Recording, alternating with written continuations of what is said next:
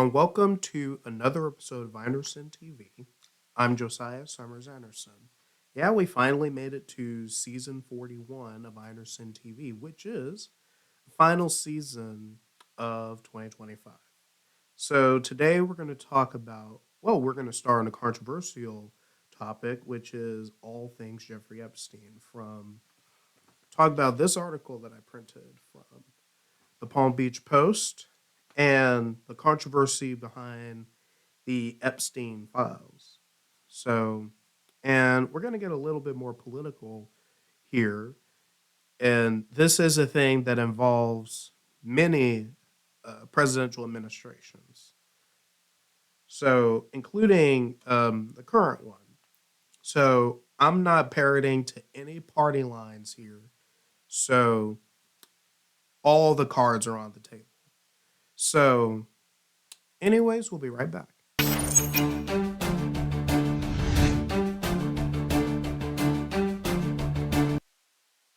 Okay, so let's talk about this article I printed from the Palm Beach Post. It's called The Jeffrey Epstein Timeline, How the Florida Case Led to 15 More Years of Sex Abuse. Is written by Holly Balls, the Palm Beach Post. So the case began in Palm Beach County in 2005, though it was later revealed in Ghislaine Maxwell's criminal case that his sexual abuse of children here began a decade earlier in the 90s. So Maxwell enlisted Epstein's chauffeur and traveled all around the county to find girls for Epstein. There's Virginia Roberts Jaffer. I don't know how to pronounce that, at Mar-a-Lago, where the 15-year-old and her father worked. So 2005 is when police investigation begins.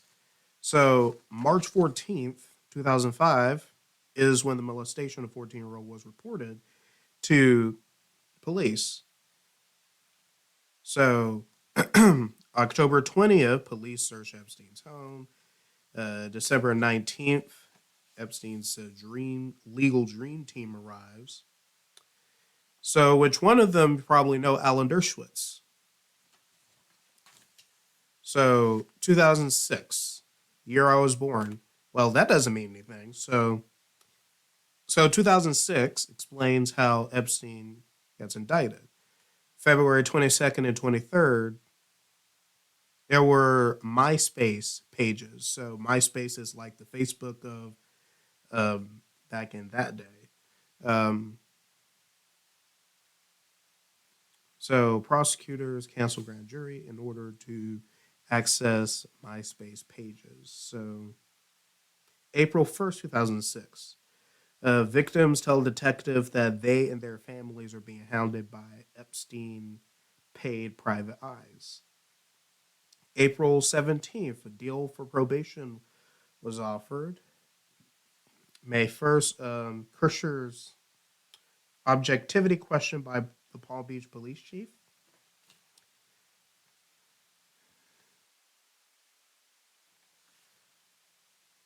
Let's see.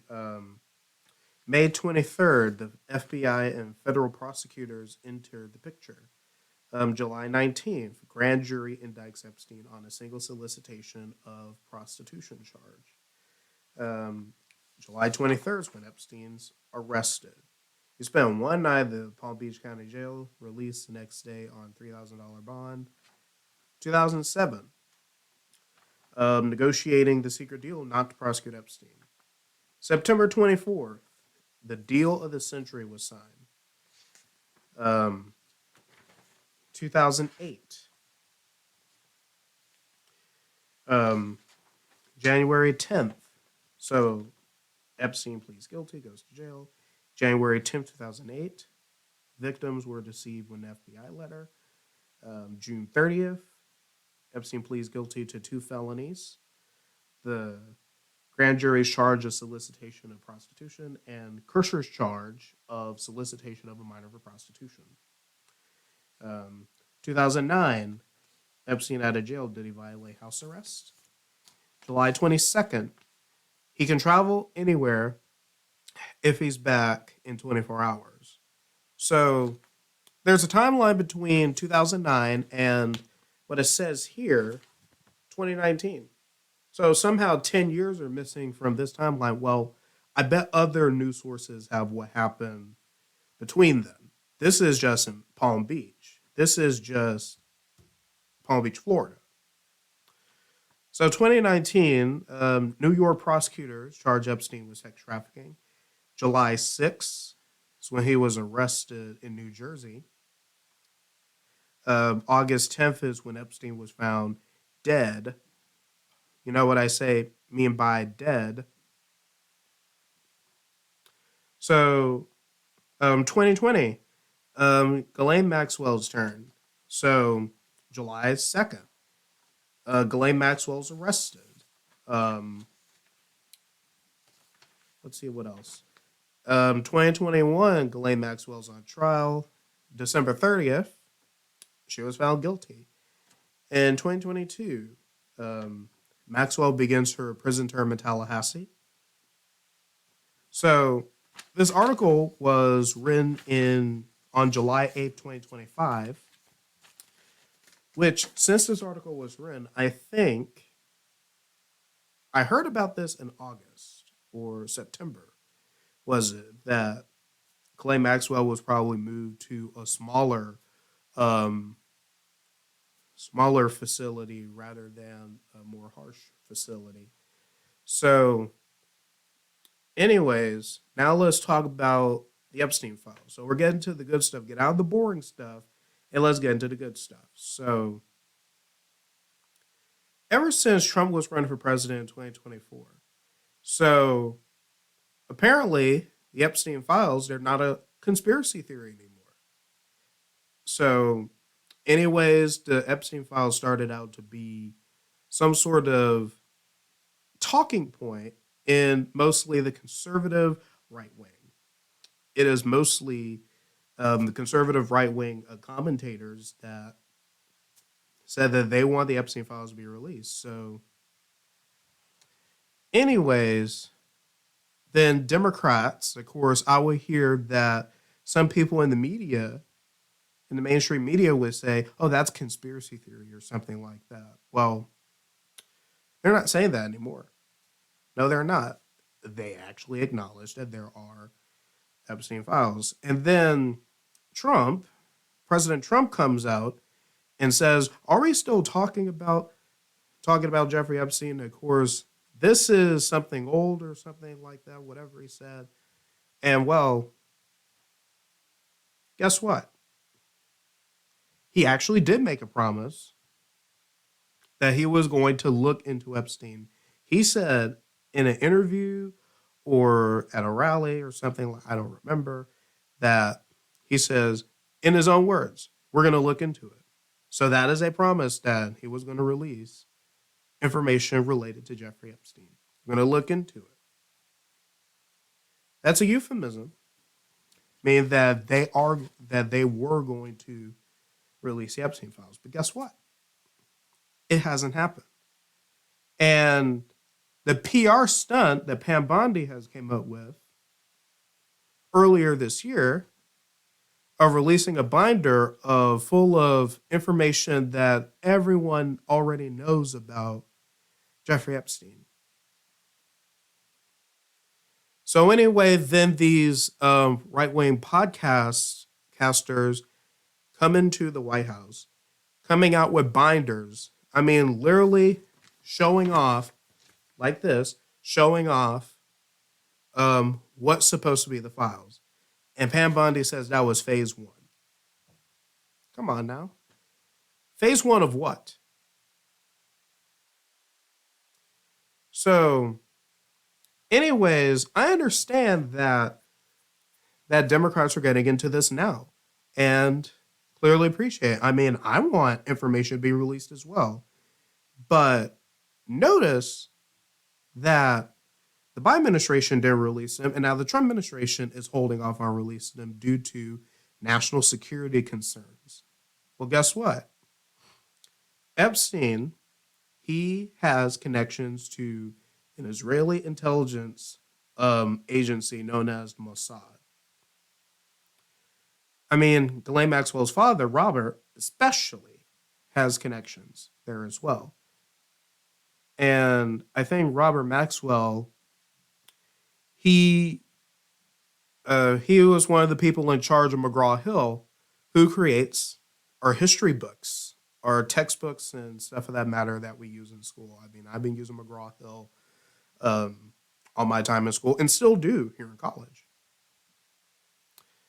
So, anyways, there is a reason why they're not releasing everything related to Jeffrey Epstein, because mutually assured destruction. So, anyways, both parties, pretty much a lot of presidents, um, I guess starting with Clinton and then Bush and going all the way down to Trump and Biden. No, wait a minute. I mean, I think Biden does have some people involved, but Trump most definitely has people involved with Jeffrey Epstein that are in his administration today. Howard Lutnick, who was Secretary of Commerce, he was a next door neighbor to Jeffrey Epstein in New York. Next door neighbor. And he's our Secretary of Commerce. I mean, how shocking is that? So, anyways, here are my thoughts on the Epstein Files controversy. So, I don't really care what side of the aisle that you're on. So, yeah, I want these files to be released as well. I mean, I know no one in Gen Z is involved with Jeffrey Epstein or anything of that matter. I mean, I know all of them. They want the evidence to be revealed. So, anyways, Democrats used to call it conspiracy theory, but now they acknowledge that. I mean, probably just for a political talking point. But what if the Epstein files are released? There's going to be stuff in there that'll ruin them too. It'll ruin the Republicans as well. So, not releasing the Epstein files, well, is going to cost Republicans in midterms. And among other stuff that Trump administration is planning on doing. Planning on going to war with Venezuela, planning on going to war with Nigeria, and stuff of that matter. It is going to be hell. Is going to be trouble for the Republican Party in 2026. So anyway, we thought that, I mean, people elected Trump because he was going to be different than the Bush Republicans or the neoconservatives, but apparently not. So anyway, wonder why that Trump is attacking people like Thomas Massey and Marjorie Taylor Greene because of many reasons, but I'll just name some. They voted to release the Epstein files. They don't take any money from AIPAC. And that while Trump does not like people who disagree with him, that's why that he calls them panicans. And I was one of those people who called a panican for really hesitating about going to war with Iran. I mean, I don't want to go to war with anybody. I mean, I didn't ask for it, but my tax dollars are paying for war anyway. That's where it's going. So, yeah, I do want to see the files released. So, it's because, yeah, both parties are involved. Democrats, Republicans, they're both involved. So anyway, yeah, you may pull up you may stand in your thinking that, oh, my political party is perfect. No, it's not. Now, people are waking up and seeing that the two-party system. They're run by the same people, the same entities, the same stuff. But obviously, those differences, they want people to be divided by a political party. Um,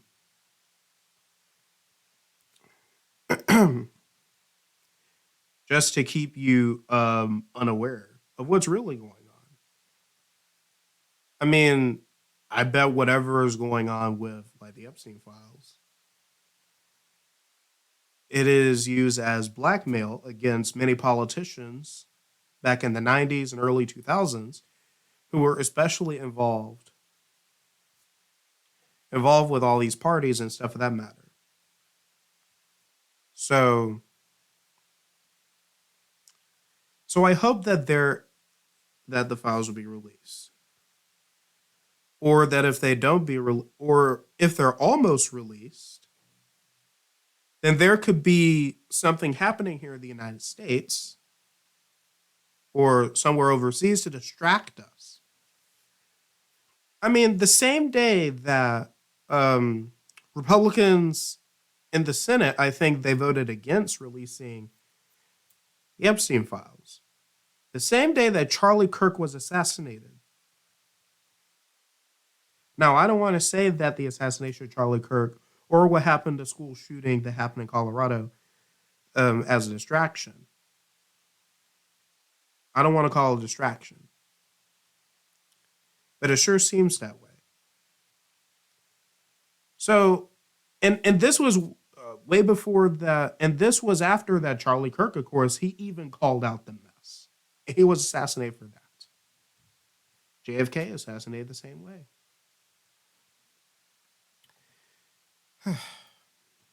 I mean, this is exactly how broken our political system really is. And I hope that our generation, Gen Z, millennials, even people like Marjorie Taylor Greene and Gen X as well, will probably make a change to this corrupt political system. So I always say that, yeah, I'm interested in politics. I'm more interested in politics and I'm more interested in sports. I'm more interested in that than I want to talk about.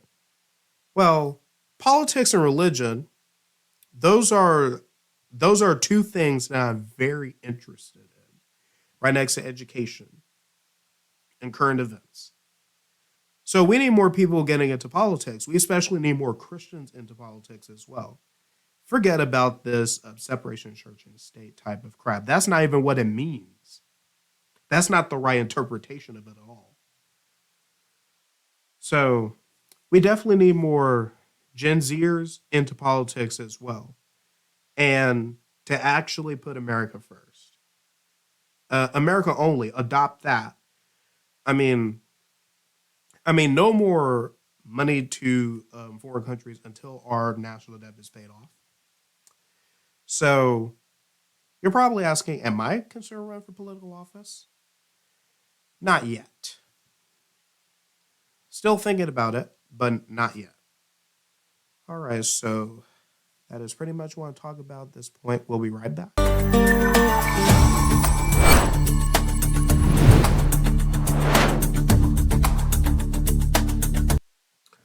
All right, so we had a very interesting discussion on all things Jeffrey Epstein. So like I said, season 41 will be the final season of Ironson TV before season 42 will come up in January 2026.